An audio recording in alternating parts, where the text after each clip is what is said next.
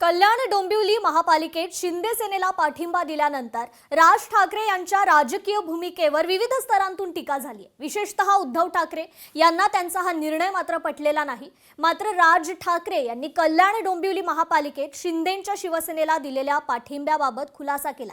आरपार बदललेल्या राजकारणात कधीतरी थोडी लवचिक भूमिका घेतली तरी ती माझ्या व्यक्तिगत फायद्यासाठी किंवा स्वार्थासाठी कधीही नसेल असा मी शब्द देत असल्याचं राज यांनी सांगितलंय।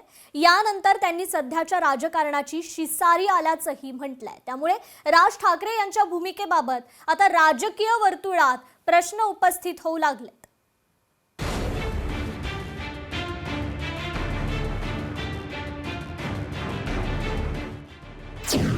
राजकीय लवचिकता व्यक्तिगत फायद्यासाठी किंवा स्वार्थासाठी नाही। कल्याण डोंबिवली महापालिकेतील पाठिंब्यावर राज ठाकरेंचा खुलासा। राज यांच्या भूमिकेने ठाकरे सेनेत नाराजी। कल्याण डोंबिवली महापालिकेत मनसेने शिंदे गटाशी केलेली सोयरीक उद्धव ठाकरे यांच्या जिव्हारी लागली आहे। भाजपपेक्षा शिंदे हे उद्धव ठाकरे यांचे नंबर 1 चे शत्रू आहेत। त्यामुळे ठाकरे बंधूंच्या युतीत अंतर्गत वादाची ठिणगी पडली आहे। त्यावर राज ठाकरे यांनीही आपली राजकीय लवचिकता असल्याचे म्हटलं असलं तरी उद्धव ठाकरे यांनी स्वतः यावर उघडपणे नाराजी व्यक्त करणं टाळलंय। राजकारणात कधीतरी बाळासाहेबांना पण लवचिक भूमिका घ्यावी लागली म्हणून त्यांचं मराठी माणसावरचं प्रेम तसूभरही कमी झालं नाही, उलट ते अधिक दृढ होत गेलं। हे संस्कार आमच्यावर आहेत। मी एक शब्द आज पुन्हा देतो की आरपार बदललेल्या राजकारणात कधीतरी थोडी लवचिक भूमिका घेतली तरी ती माझ्या व्यक्तिगत फायद्यासाठी आणि स्वार्थासाठी कधीच नसेल। राज ठाकरे यांनी सध्याची राजकीय परिस्थिती शिसारी आणणारी असल्याचे सांगितले असले तरी त्यांनी घेतलेल्या भूमिकेवर दोन्ही पक्षांच्या नेत्यांनी आता सावध पवित्रा घेतलाय। राज ठाकरे हे एका पक्षाचे प्रमुख आहेत। ते त्यांच्या पक्षाची भूमिका मांडायला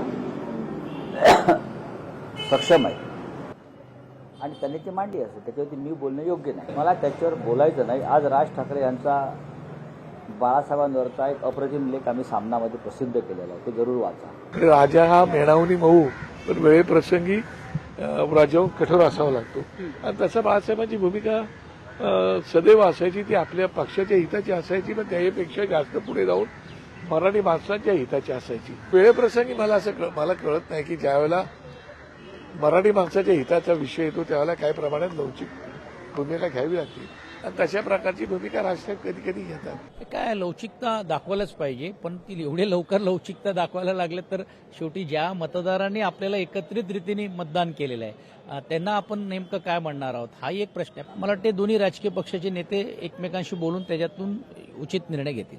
त्यांचं खूप प्रेम आहे माझ्यावर।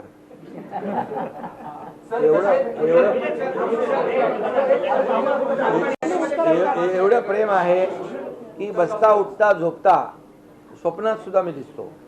त्यामुळे त्याच्यावर मी बोलत नाही, फक्त एवढंच सांगतो की मनसेने त्या भागातल्या विकासासाठी शिवसेनेला पाठिंबा दिलेला आहे। आणि यापूर्वी देखील लोकसभा आणि विधानसभेमध्ये मनसे आमच्यासोबत होती, त्यामुळे त्यांनी पाठिंबा दिलाय फक्त आणि फक्त डेव्हलपमेंटच्या मुद्द्यावर। राजकारणामध्ये फ्लेक्झिबिलिटी असली पाहिजे। No one is untouchable in politics and politics is all about the game of patience. हे सगळं ठीक आहे आणि हे सगळं मला कळू शकतं, फक्त काही इथिक्स पाळूया। जे लोक महाराष्ट्र तोडायलाच निघालेले आहेत अशा लोकांच्या सोबत राहायचं का, आणि राहायचं असेल तर त्याच्या अटी शर्ती काय असतील। अर्थात प्रत्येक पक्षाची नीती वेगळी असते। कल्याण डोंबिवलीत मनसेने शिंदेना दिलेला पाठिंबा हा लवचिक राजकारणाचा भाग असल्याचे सांगणाऱ्या राज ठाकरे यांनी महाराष्ट्र आणि देशात सत्तेसाठी फोफावलेल्या फोडाफोडीच्या राजकारणावर संताप व्यक्त केलाय। 200 वर्षापूर्वी नाही का ते चावडीवरती उभे राहायचे आणि माणसांची लिलाव चालायचे, आज तसे महाराष्ट्रामध्ये लिलाव चालू आहेत। आज अनेक ठिकाणी तुमच्या बाहेरच्या सगळ्या जिल्ह्यांमध्ये कल्याण डोंबिवली असेल, इतर ठिकाणी माझं उद्धव ठाकरे आणि माझं संजय राऊतांशी बोलणं झालं। शिसारी आली, शिसारी। सध्याच्या राजकारणावर उद्धव ठाकरे यांनी भाजपाला दोषी ठरवलंय। आपण मेलो तरी बेहत्तर, पण त्या 2 व्यापाऱ्यांचे गुलाम म्हणून जगणार नाही अशी शपथ घ्या, असे आवाहन उद्धव ठाकरे यांनी केलंय। ठाकरे सेना यापुढे कोणताही तडजोड करणार नाही असा ठाम दावा त्यांनी केलाय। जसं पूर्वी गुलामगिरीमध्ये आपण राहत होतो तसं या 2 व्यापाऱ्यांचे गुलाम म्हणून आपल्या नशिबी जीणं येईल।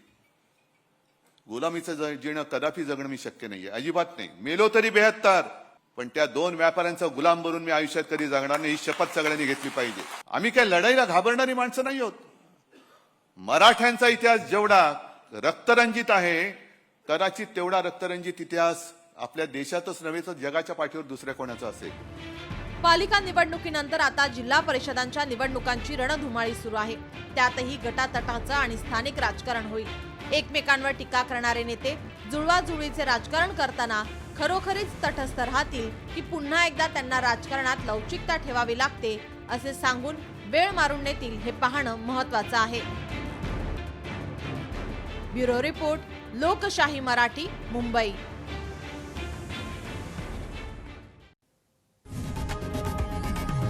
लोकशाही मराठी ऐका, पहा, जागरूक रहा.